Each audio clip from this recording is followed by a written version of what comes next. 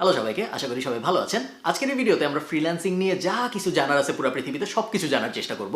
Freelancing কিভাবে করে, freelancing করে কিভাবে মাসে 5-10 হাজার ডলার আয় করা যেতে পারে, ফ্রিল্যান্সিং শুরু করবো কেমনে, কোথায় যাব, কাজ পাবো কেমনে, কে কাজ দিবে, কেন কাজ দিবে, ফ্রিল্যান্সিং কী জিনিস, করে কি হবে, না করলে কি হবে, লাভ কি, ক্ষতি কি, মোটামুটিভাবে যা কিছু জানার আছে ফ্রিল্যান্সিংয়ের ব্যাপারে সব কিছু আমরা জানার চেষ্টা করবো এই একটা ভিডিওতে। ভিডিওটা একটু বড় হবে এই কারণে আমি নিচে টাইম স্ট্যাম্প দিয়ে দেবো, যারা ইউটিউবে দেখবেন তাদের জন্য। যারা ইউটিউবে দেখছেন না তারা টাইম স্ট্যাম্প ব্যবহার করতে পারবেন না, কিছু করার নেই। আপনারা একটু টেনে টেনে কষ্ট করে অন্য যেখানেই দেখছেন, ফেসবুকে দেখছেন হয়তো, সেখানে আপনারা একটু কষ্ট করে টেনে টেনে দেখবেন। ভিডিওটা যদি মনে হয় আপনাদের উপকারে এসেছে, ভিডিওটা পুরোটা দেখার পরেই তো আসলে বুঝবেন উপকারে এসেছে নাকি, বাট যদি মনে হয় উপকারে এসেছে অবশ্যই চেষ্টা করবেন ভিডিওটা শেয়ার করতে আপনার বন্ধুদের সাথে বা আপনার ফ্রেন্ড লিস্টের মানুষজনদের সাথে। তার কারণ ফ্রিল্যান্সিংয়ের ব্যাপারে আনফর্চুনেটলি 10 বছর 15 বছর ফ্রিল্যান্সিংয়ের দুনিয়ায় বাংলাদেশের প্রবেশের পরেও অনেক ধরনের মিসকনসেপশন আছে, অনেক ধরনের ভুল ধারণা আছে এবং এই কারণে ফ্রিল্যান্সিং বিষয়ে অনেক ধান্দাবাজিও হয়। চলেন শুরু করি ভিডিওটা। ফ্রিল্যান্সিং শিখতে হলে অবশ্যই ভালো গিটার বাজাতে পারতে হবে। যে ভালো গিটার বাজাতে পারে না সে কখনোই ভালো ফ্রিল্যান্সার হতে পারে না। It's a fact. ফ্রিল্যান্সিং কী জিনিস এটা আমরা সবাই জানি তো, তাই না? যারা জানেন না তাদেরকে আমি একদম সহজ করে বোঝাই দিচ্ছি। ফ্রিল্যান্সিং বোঝা কোনো জটিল ব্যাপার না। আপনি একটা জিনিস চিন্তা করেন, বাংলাদেশকে কেন গার্মেন্টস শিল্পে এত উন্নত বলা হয়?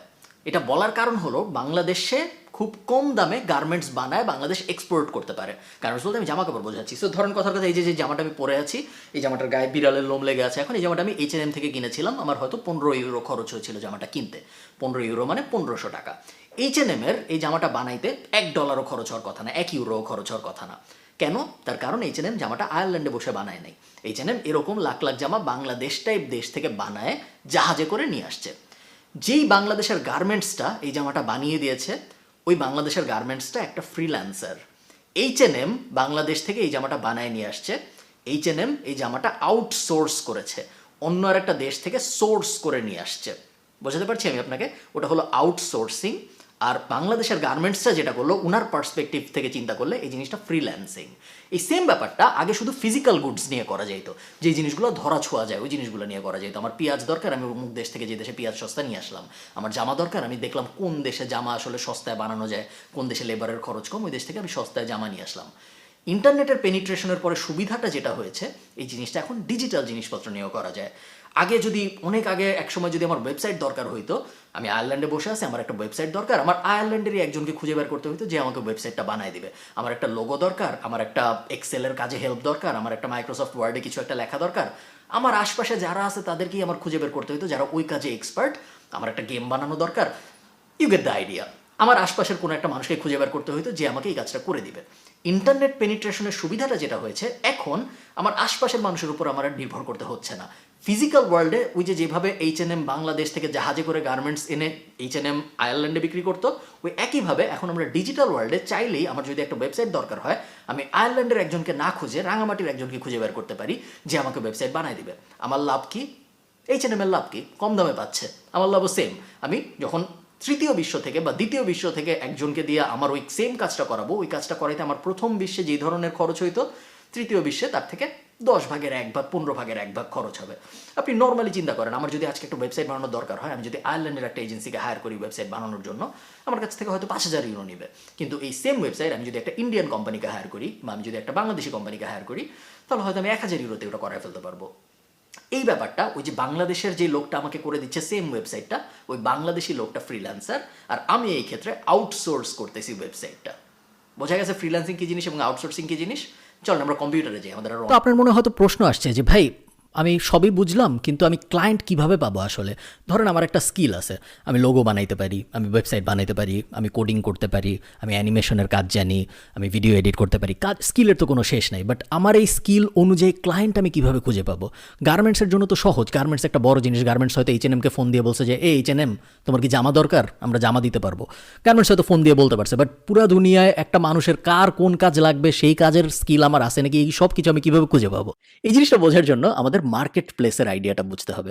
মার্কেট প্লেস হলো এমন একটা জায়গা, আপনারা ফ্রিল্যান্সিংয়ের দুনিয়ায় মার্কেট প্লেস ওয়ার্ডটা অনেক বেশি খুঁজে পাবেন। মার্কেট প্লেস হলো এমন একটা জায়গা যেখানে ক্লায়েন্টরা বা পোটেনশিয়াল ক্লায়েন্টরা তাদের যে ধরনের কাজ লাগবে ওই ধরনের কাজের কথা বলে পোস্ট করে জব, এবং ওই জব পোস্টগুলো আপনি দেখতে পারবেন। ওই জব পোস্টগুলো দেখে দেখে আপনার যে জবগুলো মনে হয় আপনি করতে পারবেন, ওই জবগুলো আপনি বিড করতে পারবেন। এই ওয়ার্ডগুলো আমাদের একটু বুঝতে হবে, এগুলো মার্কেট প্লেস, এগুলো ফ্রিল্যান্সিংয়ের সাথে জড়িত জিনিসপত্র। বিড বলা হয় কেন আমি ঠিক জানি না, বিড একটা নিলামের শব্দ, বাট বিড করা বলতে আসলে ফ্রিল্যান্সিংয়ের দুনিয়ায় বোঝায় অ্যাপ্লাই করা। সো মার্কেট প্লেস থাকবে, মার্কেট প্লেসে বায়াররা আসবে, মার্কেট প্লেসে ফ্রিল্যান্সাররাও সাইন আপ করবে এবং তারপরে ওই মার্কেট প্লেসে বায়াররা জব পোস্ট করবে। জব পোস্ট করার পরে সেই জবগুলোর মধ্যে থেকে আপনার যদি মনে হয় এই জবগুলোর মধ্যে এই জবটা আমি পারি, তখন আপনি ওই জবে অ্যাপ্লাই করবেন। অ্যাপ্লাই যখন আপনি করবেন তখন ওই অ্যাপ্লিকেশনের ভিতরে আপনি বর্ণনা করবেন যে কেন আমি পারি, নর্মাল জব অ্যাপ্লাই করার মতো একটা ব্যাপার। এবং তারপরে আপনি যদি সিলেক্টেড হন তাহলে ওই বায়ার মার্কেট প্লেসটাকে টাকা দিবে এবং আপনাকে কাজ শুরু করতে বলবে। আপনাকে কিন্তু টাকা দিবে না বেশিরভাগ ক্ষেত্রে, কখনো কখনো আপনাকে কিছু অ্যাডভান্স দিতেও পারে, বাট বেশিরভাগ ক্ষেত্রে কমনলি যেটা হয় সেটা হলো বায়ারটা মার্কেট প্লেসটাকে টাকা দেয়, তারপর আপনি কাজ শুরু করবেন। আপনার কাজ যখন শেষ হবে আপনি বায়ারকে কাজ জমা দিবেন, তখন মার্কেট প্লেস টাকাটা রিলিজ করে আপনাকে দিবে। সো আমি যদি আমার স্ক্রিনটা আপনাদের দেখাই, আপনারা দেখতে পাচ্ছেন এখানে আমার স্ক্রিন। এটা হলো upwork.com, আর্গুয়েবলি ফ্রিল্যান্সারদের জন্য সবচেয়ে বড় মার্কেট প্লেসের নাম upwork.com। আপনারা আমার প্রোফাইল দেখতে পাচ্ছেন, এখানে দেখতে পাচ্ছেন $30,000 আয় করেছি আমি এবছর। আমি যদি মাই জবস, আপনারা এখানে আমার পুরো জব হিস্ট্রি দেখতে পারবেন, আমার সব কাজকর্মের হিস্ট্রি, কোন কাজ কীরকম করেছি, কাজের রেটিং টেটিং সব কিছু দেখতে পারবেন, পুরো জিনিসটাই পাবলিক। এখানে আমি আরেকটা ব্যাপার বলে রাখি, আপনি যদি কারো কাছ থেকে ফ্রিল্যান্সিং শিখেন এবং সে যদি আপনাকে এরকম কিছু দেখাইতে না পারে, তার মানে হলো সে আসলে নিজে ফ্রিল্যান্সিং করে খুব ভালো করতে পারে নাই জীবনে, এবং নিজে যে ফ্রিল্যান্সিং করে খুব ভালো করতে পারে নাই তার কাছ থেকে আসলেও ফ্রিল্যান্সিং শেখা উচিত নাকি, এটা নিয়ে আপনার একটু ভাবা উচিত। আমার মতে উচিত না। আমি যদি মাই জবসে যে আপনি দেখবেন, এখানে আমি একটু আগে যখন লগ ইন করেছি তখন আমি খেয়াল করেছি, আগে দেখি নেই, আমার এখানে $19,000 মতো এখনও আছে যেটা আমি উঠাই নাই, এটা অনেকদিন ধরে এখানে আছে। তার কারণ যদিও এখন আর আমি ফ্রিল্যান্সিং করি না, কিন্তু আমার অনেকগুলো পুরানো ক্লায়েন্ট আছে যাদের আমি এখনও রেগুলারলি আপওয়ার্কেই বিল করি। এদেরকে আমি ক্লায়েন্ট পেয়েছি যখন আমি ফ্রিল্যান্সার ছিলাম ওই সময়, এবং এখনও গত 3-4-5 বছর ধরে আমি তাদের সাথে কাজ করে যাচ্ছি। এবং যেহেতু তাদের সাথে আমার পরিচয় আপওয়ার্কে, আমি এখনও তাদেরকে প্রত্যেক সপ্তাহে প্রত্যেক মাসে আপওয়ার্কেই বিল পাঠাই এবং তারপরে তারা আপওয়ার্কেই আমাকে টাকা দেয়। তো এটা হলো একটা মার্কেট প্লেসের উদাহরণ। এটা একটা general market place. General market place মানে হলো এই মার্কেট প্লেসে সব ধরনের কাজ পাওয়া যায়। আমি যদি google.com-এ যাই এবং আমি যদি আপওয়ার্ক স্কিল লিস্ট লিখে গুগল করি এবং তারপরে এই যে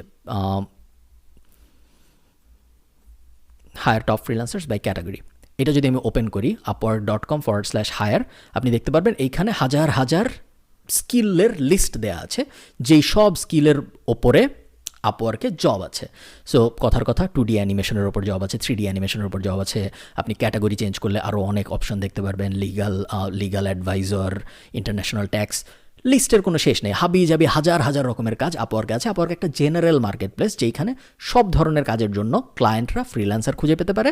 এবং আপনি যদি এই হাজার হাজার লিস্টের মধ্যে কোনো কাজের ব্যাপারে একজন এক্সপার্ট হন এবং আপনি যদি আপওয়ার্কে একটা প্রোফাইল খোলেন, তারপরে আপনি যখন এখান থেকে ফাইন্ড ওয়ার্কে চাপ দিবেন তখন আপনি কাজের লিস্ট দেখতে পারবেন যে কাজগুলো ক্লায়েন্টরা পোস্ট করেছে, এবং তখন আপনি ওই কাজগুলো বিড করতে পারবেন বা অ্যাপ্লাই করতে পারবেন। এবং তারপরে যখন আপনার অ্যাপ্লিকেশনটা অ্যাকসেপ্টেড হবে তখন আপনি কাজ শুরু করতে পারবেন। এবং পুরো প্রসেসটার মধ্যে আপওয়ার্ক একটা মিডিয়া হিসেবে কাজ করবে, আপনার মধ্যসত্ত্বা হিসেবে কাজ করবে।